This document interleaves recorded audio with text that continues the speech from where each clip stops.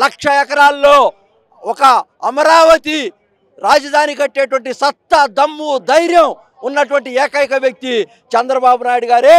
నువ్వు కడపలో పుట్టి దమ్ము ధైర్యం గురించి మాట్లాడుతూ ఉన్నావు. నీకు దమ్ము ధైర్యం లేకే రాజధాని కట్టలేకపోయావు. నీకు దమ్ము ధైర్యం లేకే నువ్వు దాన్ని అడివించేసావు. నీకు దమ్ము ధైర్యం లేకే ఈ రోజున కడపలో కూడా నువ్వు జనాదరణ కోల్పోయావు. నీకు దమ్ము ధైర్యం లేకే కేవలం చెట్టు పేరు చెప్పి కాయలు అమ్ముకొని కులాలను అడ్డం పెట్టుకొని కుక్క మూతి బిందుల్లాగా మా తాతలు నేతలు తాగారు, మా మూతులు వాసన చూడని చెప్పుకొని బతికేటువంటి నీ యొక్క నైజాం ఈ రోజున నీకు రాజకీయంగా భూస్థాపితం అయిపోయావు. ఈ కడపలో కడప సాక్షిగా మేము చెప్తా ఉన్నాం, నువ్వు నీ పార్టీని జెండా బీకి కడప నుంచే తరిమి కొడతావు. కడపే కాదు, ఆంధ్రప్రదేశ్లోనే నువ్వు జైలుకి వెళ్ళడానికి సిద్ధంగా ఉండు జగన్మోహన్ రెడ్డి గారు.